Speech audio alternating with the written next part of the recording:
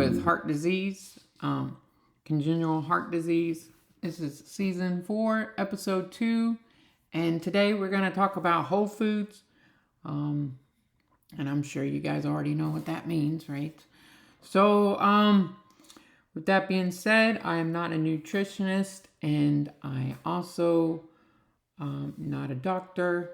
So please, before you start anything from listening to this, whether it's food or anything, consult with a nutritionist or your doctor, and how the foods can interact with any medication that you're taking.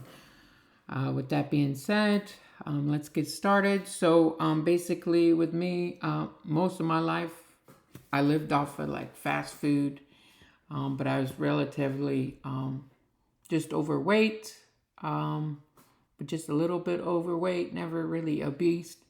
But I weighed anywhere from 170 to 190. But 1 year I got to like 205, and I was just huffing and puffing. And I didn't like that, so I quickly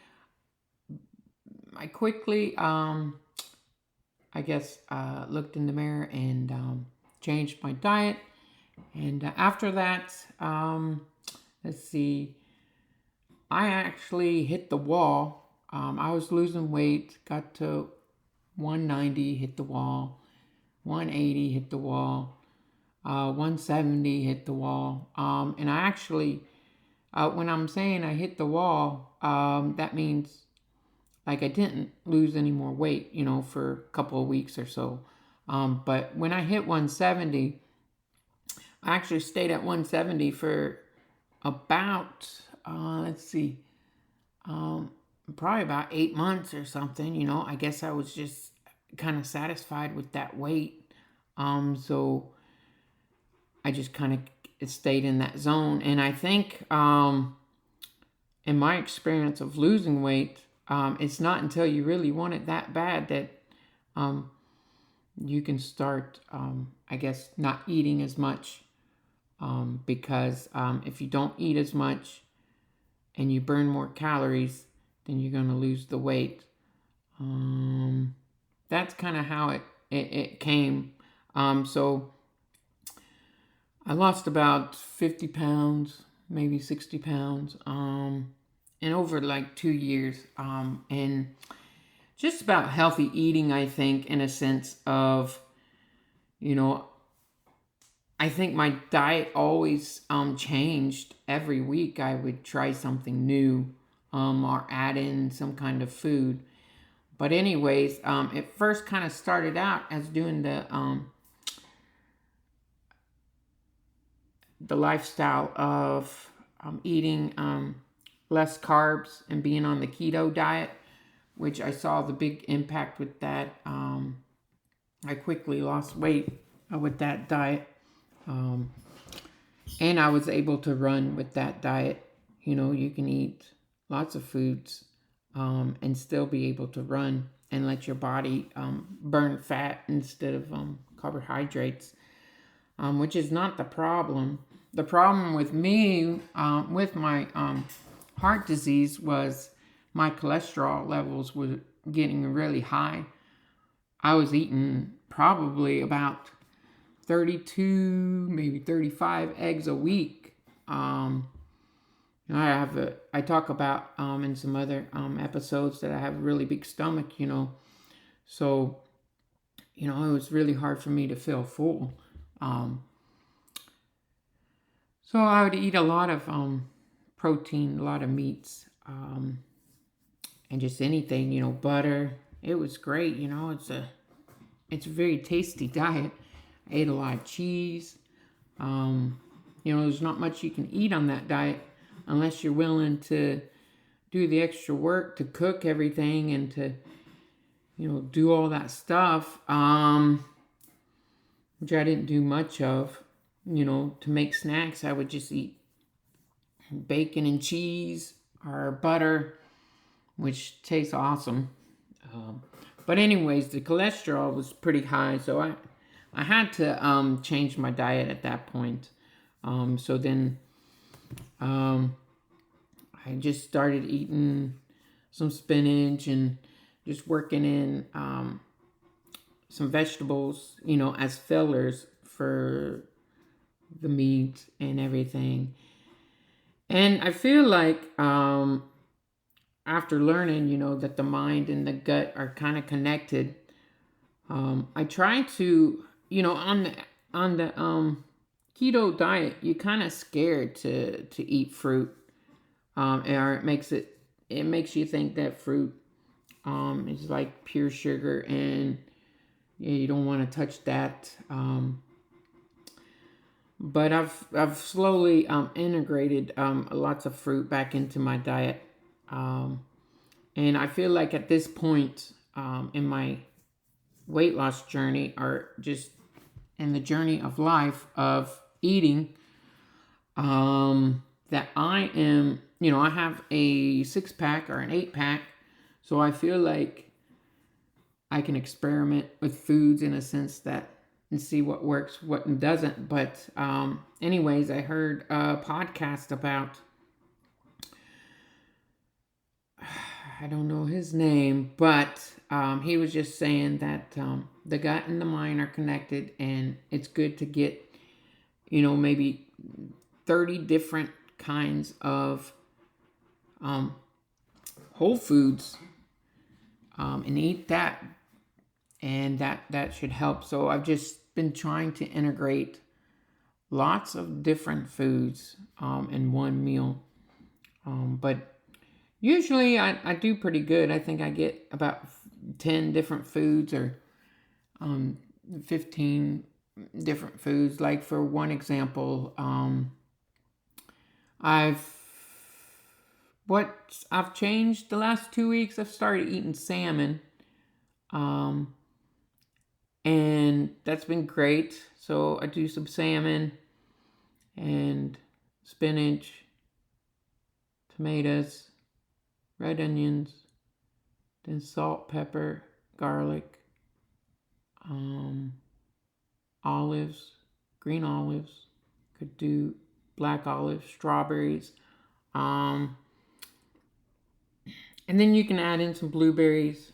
Just make it like a nice big salad, which is nice. And you're getting a lot of different whole foods for your gut. No, I think it's mainly, there's plant-based food that you can buy. Um, but again, in my personal opinion, all that is processed, and you probably should just try to stick to whole foods. And what I've learned, I mean, sometimes you'll read articles about, I would say multivitamins, which is just vitamins in general. Sometimes they're not regulated, and well, sometimes you see reports that they don't even do anything. So what I've been trying to do recently is just figure out, well, I'm taking this omega-3 um, tablet, right? A pill, to get the omegas, but well, can I just eat the whole foods to get it as well? And you can get omega-3s from fish and from walnuts and from different seeds, right? And so you can try to incorporate that into your diet instead of taking the pill, and hopefully that can help. But anything I say right now, for me could change. I mean, I seem to be evolving every week with something new. Something that I definitely want to explore is beans. Um, I tried eating some beans the other week, but unfortunately, I don't like the taste of them. So, but there seems to be really good nutritional value in different types of beans. Some of them have really good protein and iron, and there's just a list that goes on for like ever for the nutritional facts in beans. So it's definitely a go-to for sure. It's just unfortunately I don't like the taste. So but hopefully I can work in some beans into the diet, and try not to be so scared of carbohydrates. I guess the gut doctor was he was saying that we need to get lots, more fiber. I feel like I get lots of fiber. I don't have the numbers per se of the fiber that I get, but and I don't count calories. I don't count fat. I don't count any of that stuff. I just kind of eat, and go with that. Just listen to my brain, I guess. And if it tells me I'm hungry, then I eat. If I'm not, then I don't. And I just kind of portion control with handfuls. So I have this this snack that I have, and I think I counted one time that I get like 10 different whole foods in it. Anyways, that snack contains, let's see, I get a handful of almonds, pistachios, and walnuts, and cashews. They're just a handful, and I put it in a bowl, and then I get almost like a tablespoon of China seeds, hemp seeds, flex seeds. Probably shouldn't do flex seeds, just because flaxseed, now it's good for you, obviously, but for a male, it's gonna have estrogen in it, so that can be bad for us, if we're trying to, I guess, grow muscle, right? So it's going to do the opposite effect of what we want. For a female, that's okay. You probably want that for sure in your diet. Let's continue. So pumpkin seed, I put in there. You could either put sunflower seed in there. I don't. That's probably something I should add. Cinnamon, just like a teeny tiny teaspoon or something. Cocoa. I switch this up. Sometimes I just put the cocoa powder in there, or sometimes I get the 100% baking bar of cocoa, and then just chop that up really finely and put that in there. And then I kind of just get some peanut butter and then mix it all up and then eat it with that. And it tastes pretty good, actually.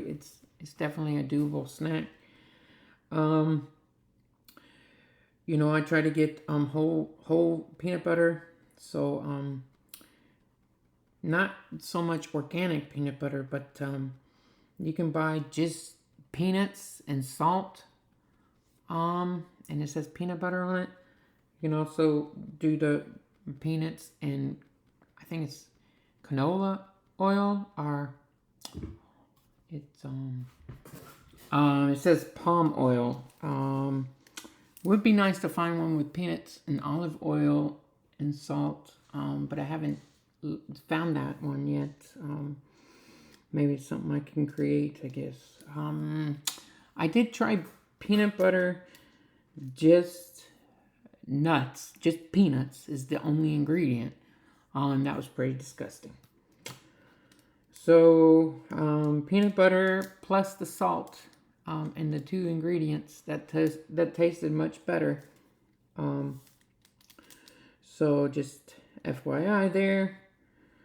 Okay, so that's a great snack, and there's about 10 whole foods there, and hopefully that can keep you full as well.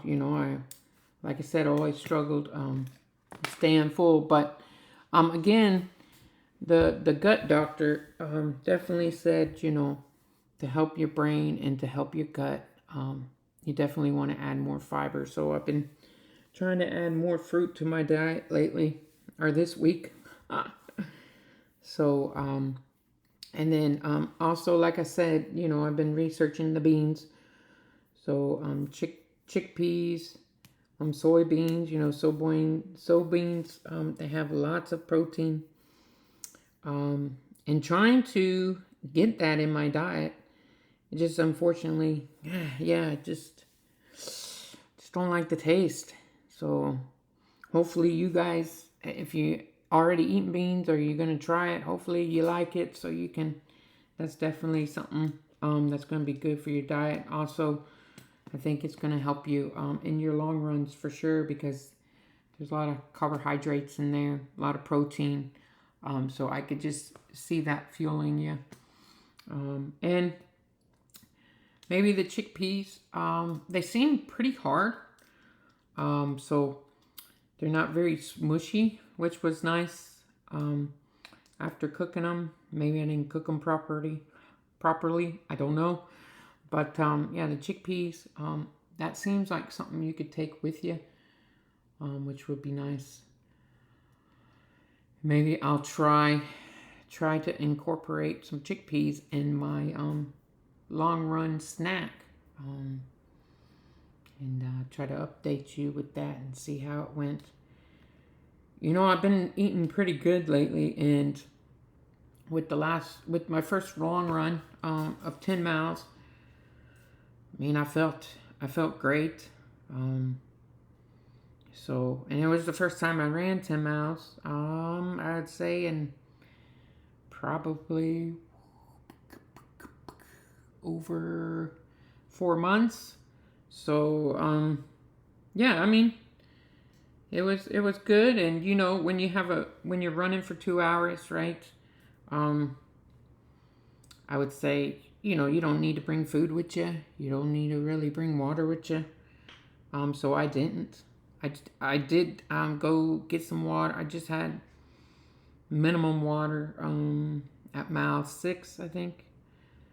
But what? Remember the weather that I'm having right now. I don't need much water. I don't think, just because it's cooler. It's about 70 degrees, 65 degrees Fahrenheit. So not too bad. Back to the beans. The other thing I didn't realize, I guess I was never taught how to eat or nothing, really. But back to the beans, I guess I wanted to eat whole foods, not processed, right? And apparently, if you get food from a can, it's processed, because they add salt to it, right? So I was trying to just get the bags of the beans, and I was gonna just cook them, but I didn't realize how much time it actually takes to cook the beans, and that definitely was an inconvenience. I'm always trying to eat as quick as I can, and so that definitely was a letdown.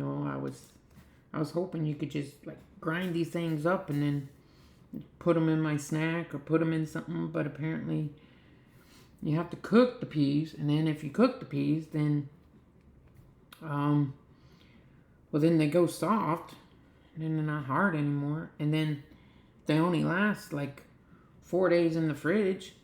So it was just a little irritating learning about the beans and how to incorporate it into your lifestyle. And it seemed kind of hard because there's all the extra work that you had to do. So I definitely think that I might have to go processed on these beans because it just seems like a long time to cook these things. If you guys have any any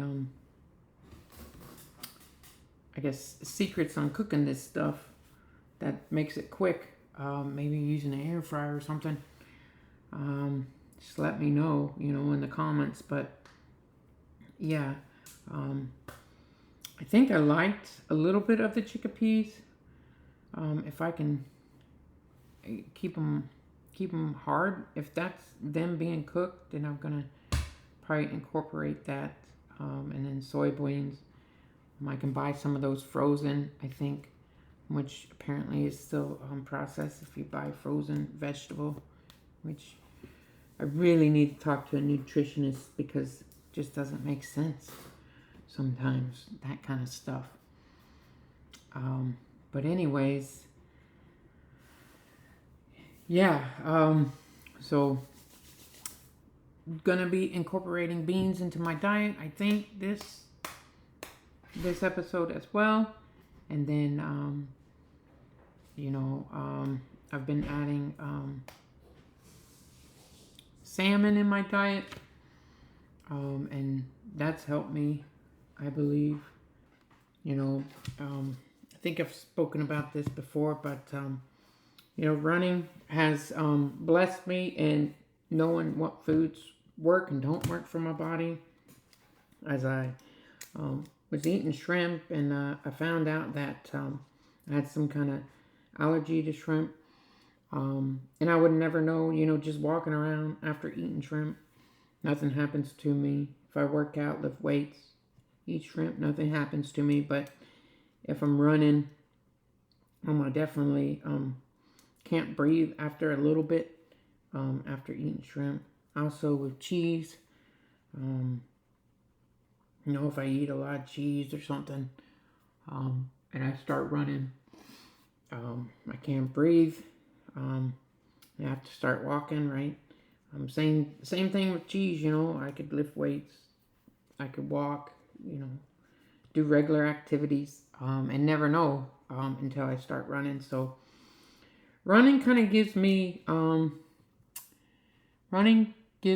a sense of what foods work for my body and what foods don't, in a sense, that way. And hopefully, it can help you as well.